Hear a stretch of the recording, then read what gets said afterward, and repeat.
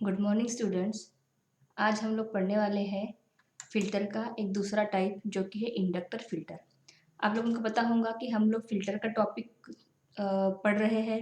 Filter का काम हम लोगों ने देखा था कि कोई भी फ़िल्टर जो होता है वो फ्लक्चुएशंस को निकाल के मतलब एसी कंपोनेंट्स को ब्लॉक करके डीसी को क्या करता है, आगे पास करता है। इसके लिए हम लोगों ने 4 टाइप के फ़िल्टर देखे थे। Capacitor filter, inductor filter, RC filter और एलसी फ़िल्टर।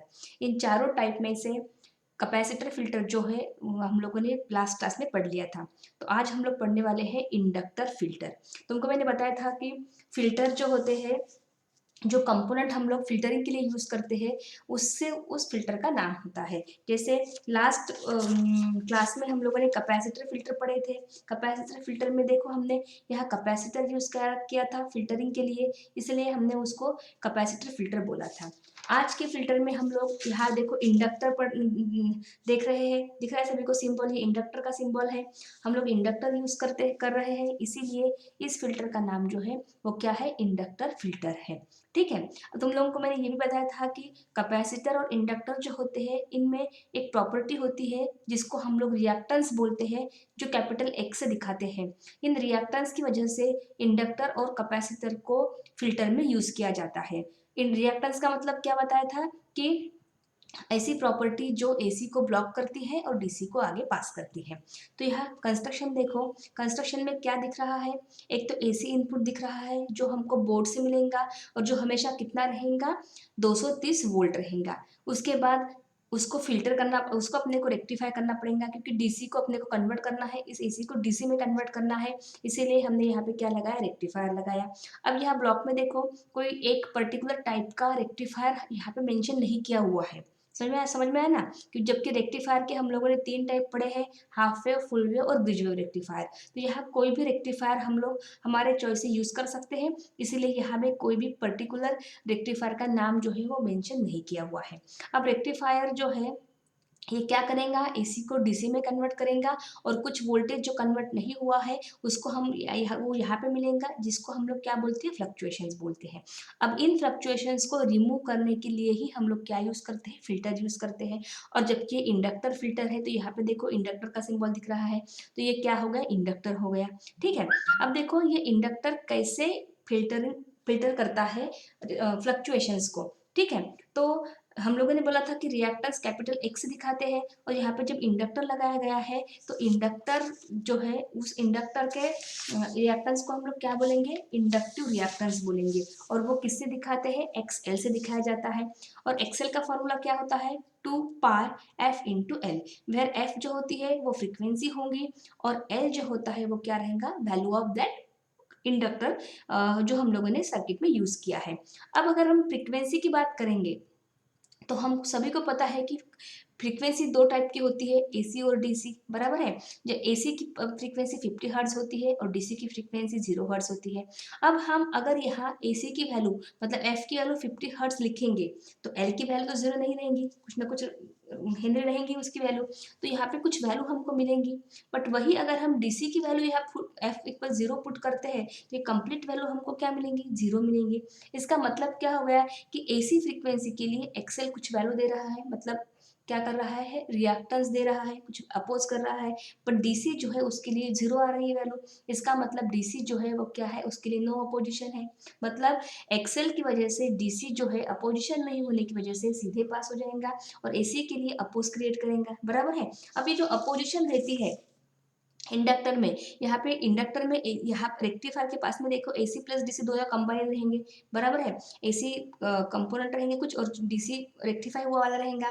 तो इंडक्टर क्या करेगा, इंडक्टर यहाँ पे एसी को ब्लॉक करने की कोशिश करेगा और डीसी को आगे पास करेगा, बराबर है। तो यहाँ एल के पास में एसी कंपोनेंट्स ब्लॉक हो जाएंगे और जो भी ब्लॉक नहीं हो पाए जिसको हम लोग क्या बोलते हैं, रिपल्स बोलते हैं। फिल्टर जो नहीं कर पाया फिल्टरिंग, कुछ कंपोनेंट रहते ही है जो फिल्टरिंग नहीं हो पाते हैं, तो वो आरएल के पास में क्या हो जाएंगे, ब्लॉक हो जाएंगे या यहाँ पे बाईपास हो जाएंगे। और डीसी जो है यहाँ आगे पास होगा और यहाँ पे आरएल के अक्रॉस में हमको क्या मिलेगा, डीसी आउटपुट मिलेगा जो फिल्टर हुआ वाला है। इस तरीके से इंडक्टर फिल्टर जो है वो काम करता है, बराबर है। अब देखो इसमें जो है हमको क्या करना है, रिपल फैक्टर, रिपल्स को कम करना है। मैंने लास्ट क्लास में तुमको बताया था कि जितना तुम्हारा रिपल कम होगा उतना आउटपुट ज़्यादा आएगा, बराबर है। और आउटपुट ज़्यादा चाहिए अपने को और रिपल्स हमेशा कम चाहिए। तो रिपल फैक्टर जो होता है वो इस सर्किट में अगर अपने को रिड्यूस करना है या डिक्रीज करना है, बराबर है, तो यहाँ पे आर एल जो होता है इसकी वैल्यू हमको डिक्रीज करनी पड़ेगी और एल की वैल्यू जो है वो इंक्रीज करनी पड़ेगी। समझ में आ गया? एल की वैल्यू क्या करनी पड़ेगी, बढ़ानी पड़ेगी, और आर एल की वैल्यू कम करनी पड़ेगी। जितना तुम एल बढ़ाओगे और आर एल कम करोगे उतना तुम्हारा रिपल कम आएगा और आउटपुट वोल्टेज ज्यादा आएगा।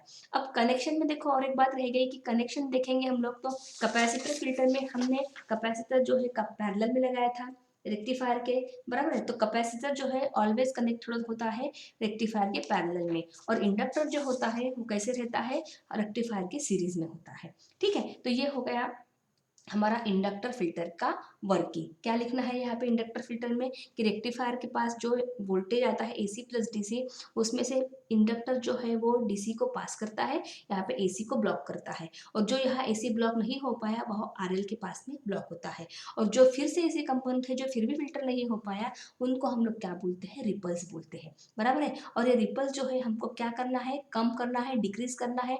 इसमें कैसे डिक्रीज कर सकते हैं हम लोग, by increasing the value of L and by decreasing the value of RL। ठीक है, अब L की प्रॉपर्टी भी तुमको आंसर में एक्सप्लेन करना पड़ेगा कि L XL equals 2 F into L होता है। AC के लिए कुछ वैल्यू देगा, DC के लिए 0 देगा, इसका मतलब DC के लिए कोई अपोजिशन नहीं है और AC के लिए क्या है, अपोजिशन है, इसलिए DC क्लियरली आगे पास हो जाएगा और AC जो है वो ब्लॉक हो जाएगा, बराबर है। तो ये हो गया तुम्हारा इंडक्टर फिल्टर सेकंड टाइप। इसमें वेवफॉर्म्स देखो, डॉटेड लाइन में जो दिख रहा है वो रेक्टिफायर का आउटपुट है, रेक्टिफायर की वेवफॉर्म है, और उसी को सीधा करने की कोशिश जो है फिल्टर फ्लक्चुएशंस निकालने की वजह से यही वेव जो है देखो यह ऐसी हो गई है। अब देखो हमको ऐसी क्यों चाहिए वेव, क्योंकि डीसी जो होता है, डीसी का सिंबल तुमको, डीसी वेव का सिंबल पता है ऐसे रहता है, बराबर है। अब यहाँ पे फिल्टर करने के बाद ऐसा दिखना चाहिए लेकिन नहीं दिख रहा है, यहाँ पे थोड़ा सा फ्लक्चुएटिंग दिख ही रहा है, क्योंकि फिल्टर जो होता है वो 100% फिल्टरिंग नहीं कर पाता है, कुछ उसमें फिर से ऐसे कंपोनेंट्स रहते हैं जिसको जैसे हम लोगों ने भी रिपल बोला था, तो उनकी वजह से यहाँ पे स्ट्रेट लाइन न दिखते हुए ऐसी दिख रही है, बराबर है। लेकिन काफी हद तक देखो रेक्टिफायर का आउटपुट जो है वो यहाँ पे सीधा हो गया है, बराबर है। तो ये हो गया डॉटेड लाइन वाला रेक्टिफायर का आउटपुट, और ये जो वेव दिख रही है ये किसका है, फिल्टर का आउटपुट है, बराबर है। ये हो गया दूसरा टाइप। अब हम लोग तीसरा टाइप देखेंगे जो कि है दोनों का कॉम्बिनेशन, जिसको हम लोग बोलते हैं एलसी फिल्टर, बराबर है। यहाँ डायग्राम में देखो एलसी फिल्टर, बराबर है। अब एलसी फिल्टर क्या है, तो LC filter is nothing but the combination of inductor and capacitor, दोनों अगर हम साथ में लगा देते हैं और सर्किट बनाते हैं तो एलसी फिल्टर बन जाता है। कनेक्शन बहुत सिंपल है, एसी इनपुट रहेगा, रेक्टिफायर रहेगा, उसके बाद दोनों लगाने के हैं तो हमको पता है कि इंडक्टर सीरीज में लगाते हैं तो इंडक्टर सीरीज में लगा दिया, कैपेसिटर पैरेलल में रहता है रेक्टिफायर के तो उसको पैरेलल में लगाया, और यहाँ पे आरएल रहेगा।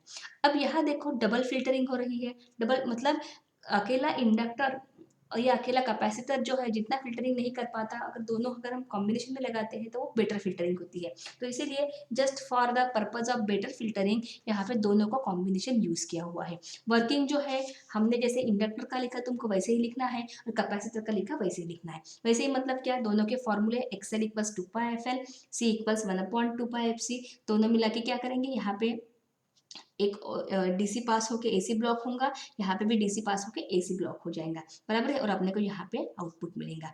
अब यहाँ इसकी वेवफॉर्म देखो, दोनों मतलब अकेला इंडक्टर फिल्टर हो या अकेला कैपेसिटर फिल्टर हो, दोनों के वेवफॉर्म के कंपैरिजन में यहाँ देखो ज़्यादा स्ट्रेट दिख रही है क्योंकि यहाँ पे डबल फिल्टरिंग हो रही है, समझ में आया ना। तो ये एलसी फिल्टर जो होता है, एलसी फिल्टर जो है बेटर फिल्टरिंग के लिए यूज करते हैं, और साथ ही साथ इसका और एक नाम है, it is also called as a L section filter. क्या बोलते हैं, एल सेक्शन फिल्टर बोलते हैं या इचोक इनपुट फिल्टर भी बोलते हैं।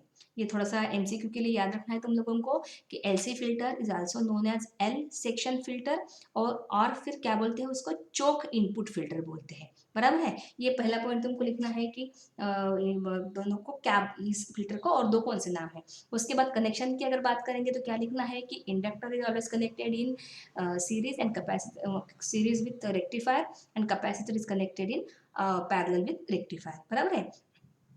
और उसके बाद दोनों के एग्जाम्पल देके दोनों का जो हमने वर्किंग लिखा है उसी वर्किंग को यहाँ पे एक्सप्लेन करना है तुम लोगों को। अलग से कोई दूसरा आंसर तुम लोगों को नहीं लिखना है। अब इसमें देखो और एक नई चीज़ क्या होती है, तो जो भी रिपल फैक्टर यहाँ पे जनरेट होता है वो कभी भी यहाँ पे लोड रेजिस्टेंस पे डिपेंड नहीं रहेगा, समझ में है ना। तो जैसे हम लोगों ने इसके पहले देखा था कि कैपेसिटर फिल्टर में इंक्रीज करनी पड़ती है वैल्यू, तो इंडक्टर फिल्टर में डिक्रीज करनी पड़ती है। लेकिन जब अपन दोनों एक साथ लगाते हैं, मतलब एल और सी दोनों एक साथ अगर जब लगाते हैं फिल्टर में, तो इस टाइप के फिल्टर में तुम्हारा रिपल जो भी जनरेट होगा वो आर एल की वैल्यू पे डिपेंड नहीं रहेगा। तो मतलब क्या है कि in this filter ripple factor is independent of load resistance. फिर लोड रेजिस्टेंस जो रिपल फैक्टर जो रहेगा उसको कम कैसे करेंगे, अगर वो इस पर आर एल पे डिपेंड नहीं है तो कम कैसे होगा। तो इस टाइप के सर्किट में रिपल फैक्टर जो होता है it's decreases with increase in the L and C. मतलब इस टाइप के सर्किट में अगर अपने को रिपल डिक्रीज करना है, कम करना है, तो तुमको एल की भी वैल्यू बढ़ानी पड़ेगी और सी की भी वैल्यू बढ़ानी पड़ेगी, बराबर है। तब जाके तुम्हारा फिल्टर रिपल जो है वो कम से कम होगा, बराबर है। तो ये हो गया तुम्हारा एल सी फिल्टर। समझ में आया, ये एग्जाम में आता है, इंपॉर्टेंट है।